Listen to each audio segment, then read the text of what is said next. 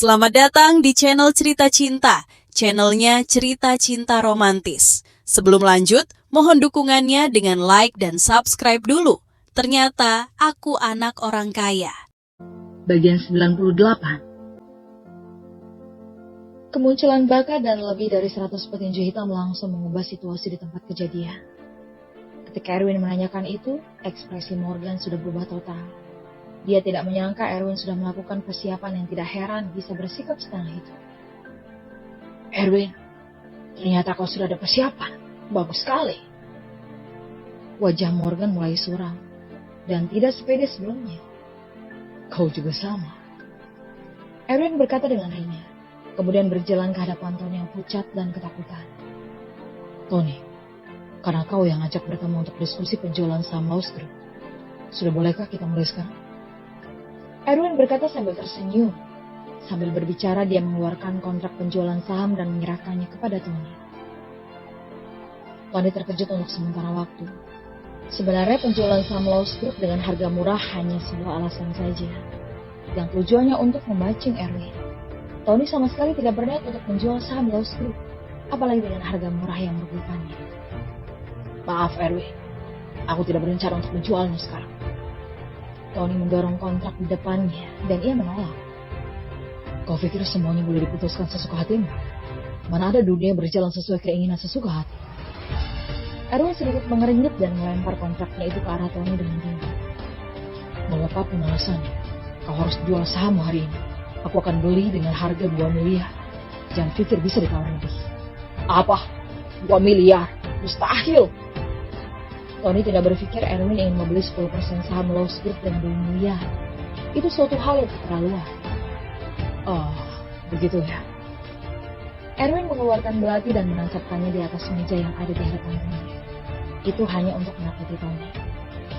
Kalau tidak tanda tangan, tahun depan pada tanggal yang sama akan menjadi hari kematian. Mendengar ini, hati Tony melonjak ketakutan. Dahinya berkeringat. Wajahnya bahkan lebih pucat. Dia memandang Morgan untuk meminta bantuan. Tapi Morgan memalingkan kepala dengan sengaja. Pada saat ini Morgan bahkan tidak bisa melindungi dirinya sendiri. Jadi, bagaimana mungkin peduli dengan Tony? Apalagi sekarang Tony sudah tidak ada nilai gunanya bagi Morgan.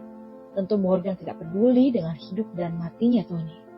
Melihat ini, Tony sudah sadar kalau Morgan tidak akan peduli dengannya. Dan melirik tim petinju hitam di belakang Erwin. Ekspresinya semakin berubah. Dia terpaksa menanggung resiko dari tipuannya sendiri dan mengangguk dengan putus asa. Baiklah, akan kutandatangani. Tony menyeka keringat di dahinya. Di hadapan kekuatan besar, dia hanya bisa mengalah seperti pengecut. Tipuan yang dilakukan untuk menjual saham dengan harga murah sekarang justru akan menjadi kenyataan. Setelah tanda tangan, seluruh tubuh Tony melunak karena kehilangan beberapa ratus miliar begitu saja. Aku sudah boleh pergi kan? Tony berkata dengan suara gemetar. Dan pada saat ini dia sudah tidak ingin Giselle lagi, melainkan ingin meninggalkan tempat berbahaya ini secepat mungkin. Ya, pergilah. Ada 2 miliar di kartu ini. Ambillah. Erwin menyerahkan kartu bank dengan sudut mulut yang sedikit terangkat. Di depan Erwin, Tony benar-benar tidak berani macam-macam. Dia hanya mengambil kartu bank dan buru-buru pergi. Erwin menyerahkan kontrak transfer saham kepada Giselle. Sejauh ini dia sudah mengumpulkan 25% saham Laos Group. Melihat ini, Giselle tidak bisa menahan kegembiraannya. Dia menatap Erwin dengan tatapan kagum, merasa bahwa orang kaya misterius ini sangat kuat, yang tampaknya setiap bahaya dapat dihadapinya dengan tepat. Setelah Tony pergi, Morgan melirik Baka dan para petinju hitam lainnya sambil berkata, Erwin, karena transaksi ibu sudah selesai, maka aku pamit. Morgan tidak ingin berhadapan langsung dengan Erwin. Bagaimanapun, tim petinju hitam yang dipimpin oleh Baka sangat kuat, ditambah dengan jumlah yang hampir setara dengan personil keamanannya. Jadi dalam pertempuran nanti, personil keamanannya sama sekali bukanlah lawan dari petinju hitam yang terlatih. Si Morgan, untuk apa terburu-buru? Bukannya kau bilang ingin menyelesaikan perhitungan denganku? Kebetulan hari ini aku ada luang. Ayo, duduklah dan kita bicarakan baik-baik. Erwin berkata dengan ringan. Dia tidak ingin datang sia-sia karena Morgan sudah menantangnya. Tentu Erwin tidak akan pergi begitu saja. Erwin, Kalau ingin membuat perhitungan, aku otomatis akan terima. Kalau tidak, orang-orang pasti akan mengira aku takut padamu. Morgan berkata dengan sedikit berani, tetapi dalam hatinya masih sedikit takut pada para petinju hitam yang dipimpin oleh Baka. Dia tidak cukup percaya diri dengan personel keamanannya sendiri. Saat berbicara, dia duduk kembali di meja. Coba, katakan bagaimana perhitungannya. Ada nada dingin dalam suara Morgan kali ini. Aku mau 50% aset keluargaku. Sudut mulut Erwin berkedut dan memberitahu permintaan tanpa ragu. Kali ini Erwin harus membuat Morgan terpojok dan sadar kalau dia itu bukan orang yang boleh disinggung. Mau 50% aset keluargaku? Erwin. Mimpimu ketinggian, mustahil. Morgan langsung menolak. Erwin ini keterlaluan. Morgan sudah berjuang sepanjang hidupnya di utara kota untuk mengumpulkan aset. Mana mungkin menyerahkan setengah hasil kerja kerasnya begitu saja. Itu rasanya lebih menyakitkan daripada dibunuh. Aku akan membuatmu setuju. Mata Erwin mendingin, kemudian berteriak dengan sedikit niat membunuh. Baka, hajar mereka semua. Begitu suara itu keluar, Baka langsung memberi perintah. Saudara sekalian, hajar! Tiba-tiba, lebih dari 100 petinju hitam bergerak menuju petugas keamanan keluarga Cole. Orang-orang dari keluarga Cole juga tidak tinggal diam. Mereka semua memegang tongkat panjang dan bergegas ke arah petinju hitam. Tempat kejadian seketika menjadi kacau. Orang-orang saling bertarung di mana-mana. Untungnya ruangan ini cukup besar. Ekspresi Morgan sangat tidak enak dipandang. Awalnya dia yang memasang perangkap hanya untuk mengepung Erwin. Tapi sekarang justru terbalik. Tapi dia masih ingin melihat kemampuan petinju hitam. Bisa jadi Erwin hanya menyombongkan diri dan menggertak saja. Meskipun duduk di tempat, tapi dia masih memperhatikan situasi di tempat kejadian. Kalau petugas keamanannya unggul, maka dia bisa mengambil alih situasi. Namun situasi di tempat kejadian tidak optimis. Kedua belah pihak bertarung dengan kacau. Personil keamanannya dengan cepat dihajar habis-habisan oleh tim petinju hitam yang dipimpin oleh Baka. Banyak personil keamanannya yang tumbang. Bahkan ada yang sudah kabur dari ruangan. Berhenti! Melihat ini, Morgan tidak tahan lagi. Jika ini terus berlanjut, maka para personil keamanannya akan terluka parah dan kekuatan keluarga Cole akan rusak. Teruskan saja. Erwin tersenyum karena Morgan akhirnya goyah. Tapi Erwin tidak terburu-buru. Baka dan para petinju hitam sedang unggul. Jadi Erwin ingin mengambil kesempatan ini untuk menghancurkan mental keluarga Cole agar mereka tidak berani macam-macam lagi. Erwin, apa maksudmu? Kau ingin hancur bersama ya? Morgan tiba-tiba menepuk meja dengan marah sambil berdiri. Aku tidak bermaksud begitu, tapi hanya ingin merusak kalian saja, agar kalian tidak mampu bangun kembali ke depannya. Kata Erwin. Erwin, kau memang kejam. Yang kau incar itu aset keluarga Cole kami kan? Baiklah, aku akan memberimu kesempatan sekarang. Melihat semakin banyak orang keluarga Cole yang dikalahkan, Morgan akhirnya goyah. Kesempatan apa? Erwin mengangkat alisnya. Suruh mereka berhenti dulu, kata Morgan dengan dingin. Katakan dulu, baru aku akan hentikan. Tapi kalau syaratnya tidak memuaskan, maka akan terus berlanjut. Erwin berkata sambil tersenyum. Dia memang ingin menguras kekuatan keluarga Cole dan tidak akan berhenti tanpa mendapatkan keuntungan yang setimpal. Aku ingin diskusi tentang pertukaran saham dengan Tuan Dewan. 50% saham Cole Group ditukar dengan 5% saham Heartbeat Group. Pikiran Morgan benar-benar licik dan keterlaluan. Si Morgan pasti bercanda. Hanya dengan 50% saham Cole Group ingin ditukar dengan 5% saham Heartbeat Group? Sungguh lucu sekali. Erwin tersenyum dingin. Tetapi pertukaran saham pada saat yang sama membuatnya terfikir akan cara yang lebih cepat untuk menyingkirkan keluarga Cole. Pertukaran saham memang memungkinkan.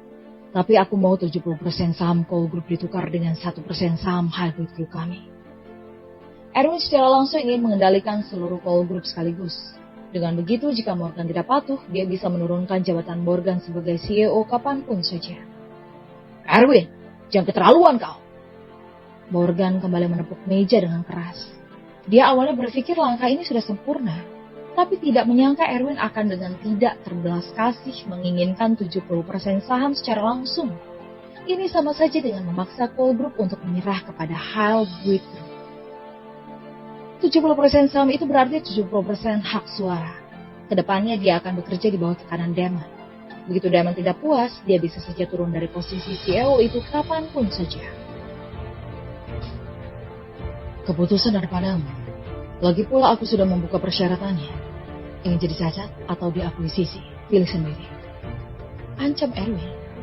Dan pada saat yang sama, Baka dan yang lainnya masih menghajar para penjaga keamanan keluarga Cole. Morgan tidak tahan lagi. Jika ditunda lebih lama, kekuatan keluarga Cole benar-benar akan musnah. Dalam hal persyaratan, Erwin juga terlalu kejam dan tidak memberinya kesempatan sama sekali. Morgan yang tak berdaya hanya bisa melihat Handy untuk meminta bantuan. Paman Handy, bagaimana menurutmu? Apa ada solusi lain untuk masalah ini? Morgan selalu mempercayai Handy, karena kesuksesannya di utara kota sebagian besar berkat nasihat dari pengurus rumah. Sejauh yang ku tahu, keluarga Davis di utara kota sudah berkompromi dengan Damon. Klub hiburan Fox keluarga Lois yang paling menguntungkan sudah diakuisisi oleh Halfwood Group. Dan tim petinju hitam yang merupakan kartu as juga bergabung dengan Erwin. Apa menurutmu kita masih bisa melawan Halfwood Group sendirian tuh? Meskipun Henry sudah tua, tapi otak dan kemampuan membaca situasinya jauh melampaui orang biasa. Terlebih lagi, personil keamanan keluarga Cole kita sudah hampir dikalahkan semua. Jika ditunda lebih lama lagi, pasukan kita akan musnah. Menurutku, di kondisi seperti ini bisa mendapatkan 1% saham Halfwood Group, bukan hal yang buruk. Perubahan era utara kota sudah mendekat. Morgan menghela nafas dengan putus asa. Bahkan Henry yang bijaksana saja sudah mengatakan bahwa era utara kota akan berubah. Jadi apalagi yang bisa dirinya katakan? Erwin, aku setuju dengan persyaratanmu. 70% saham Cole Group ditukar dengan 1% saham Halfwood Group. Setelah mengatakan ini, Morgan tampaknya telah menua banyak. Dan merasa sepertinya era utara kota milik mereka ini akan segera berakhir. Keputusan CEO Morgan memang bagus. Tidak ada ruginya mengikuti Tuan Damon. Erwin tersenyum. Sejauh ini di utara kota dia telah sepenuhnya menaklukkan keluarga Davis dan keluarga Cole. Yang tersisa hanyalah keluarga Lois. Keluarga Cole di utara kota akhirnya jatuh ke tangan Erwin. Setelah pertempuran ini, Erwin semakin suka dengan efektivitas dan efisiensi petinju hitam. Dengan adanya tim kekuatan seperti ini, pada dasarnya bisa menyapu seluruh kota Bandung. Erwin serasa telah memungut pulang harta karun. Setelah kembali ke perusahaan real estate Hyde, Erwin meminta Damon untuk bernegosiasi dengan Morgan tentang pertukaran saham. 70% saham Cole Group pada dasarnya sudah dapat mengontrol hidup dan mati keluarga Cole. Bahkan Morgan harus bertindak sesuai perintah Damon mulai sekarang. Jadi tidak akan bisa macam-macam dengan Erwin. Namun Erwin meminta Damon untuk mentransfer 70% saham Cole Group ke perusahaan Erlin. Sedangkan 1% saham yang diberikan kepada Cole Group tetap saham milik Halfwood Group. Meskipun tidak membuat banyak perbedaan bagi orang luar, tapi bagi Erwin adalah perbedaan besar. Lagi pula perusahaan Erlin itu adalah miliknya. 70% saham Cole Group setidaknya bernilai triliunan, yang tentu saja masuk ke dalam saku sendiri. Saat malam hari, langit tiba-tiba mulai turun hujan, bercampur dengan kilat dan guntur yang menakutkan. Giselle terbangun oleh suara guntur. Dia sedang mengenakan gaun tidur merah dengan seksi dan mendatangi Erwin, kemudian duduk di sebelahnya sambil berkata, "Erwin, temenin aku ke cabang perusahaan Lost Group besok ya." Iya, situasi di utara kota ini juga sudah hampir stabil. Jadi cabang Lost Group di utara kota juga seharusnya sudah boleh memulai bisnis. Erwin mengangguk. Keluarga Cole dan Davis sudah berkompromi. Era 3 keluarga besar utara kota juga mulai runtuh. Jadi beberapa industri luar harusnya sudah dapat masuk secara perlahan. Ngomong-ngomong, bisnis apa yang akan kamu rencanakan untuk cabang ini? Erwin bertanya dengan santai, mengingat bahwa Giselle baru saja memulai bisnis pasti akan kesulitan. Erwin berencana untuk membantunya, karena kebetulan keluarga Cole dan keluarga Davis telah ditundukkan. Industri dari kedua keluarga itu yang runtuh, seharusnya mampu memenuhi bisnis awal perusahaan cabang Giselle. Industri Lost Group itu terkonsentrasi pada produk kain, kulit, bulu, dan lain sebagainya. Jadi yang terbaik adalah bekerja sama dengan industri pakaian dan tekstil rumah. Tapi sebelum memulai bisnis, aku harus melihat kondisi perusahaan cabang ini. Akan tidak masalah selama tidak terlalu buruk. Giselle berkata dengan sedikit khawatir. Cabang Lowe's Group di utara kota bagikan perusahaan cangkang kosong. Diperkirakan hanya berisi beberapa karyawan. Jadi kalau ingin memulai bisnis secara resmi sepertinya akan sulit. Percayalah, semua akan baik-baik saja. Erwin menyemangati dengan sudut mulut yang terangkat. Iya. Giselle mengangguk. Dia menjadi semakin percaya dan bergantung pada Erwin baru-baru ini. Terkadang juga merasa tidak bisa pergi dari sisi Erwin. Jika Erwin kembali ke sisi Lina, dia benar-benar tidak tahu harus bagaimana menghadapi perjalanan ke depannya. Pada saat ini, suara guntur terdengar keras, membuat Giselle teriak ketakutan, dan tanpa sadar menyender ke tubuh Erwin. Erwin, aku lumayan takut dengan guntur malam ini. Apa aku boleh tidur denganmu? Giselle bersandar pada Erwin dengan wajah yang sedikit memerah. Detak jantungnya bahkan lebih cepat. Giselle yang mengatakan itu pada dasarnya sudah tidak peduli apapun lagi. Dia tidak ingin melihat Erwin kembali ke sisi Lina. Dia harus memanfaatkan waktu bersama Erwin untuk mencari cara dan mempertahankan Erwin di sisinya. Tidur denganku? Erwin tertegun sejenak. Aroma anggrek kental yang keluar dari tubuh Giselle membuat Erwin menelan ludah. Tidak baik bagi lawan jenis untuk tidur bersama. Kamu tidur dengan Lisa saja, dia tidak takut guntur. Kenapa? Takut aku memakanmu ya? Giselle memalingkan wajahnya yang menawan dan berkata dengan marah. Tidak, kita berdua tidak muat di sofa. Erwin menemukan alasan yang cocok untuk menolak. Tidak apa-apa, sembit itu tidak masalah. Giselle masuk ke dalam pelukan Erwin, tak peduli ingin atau tidaknya Erwin. Dia sangat percaya diri dan pesona dan bentuk tubuhnya. Selama bisa berpelukan sambil tidur dengan Erwin malam ini, Erwin pasti tidak akan bisa menahan diri. Bersama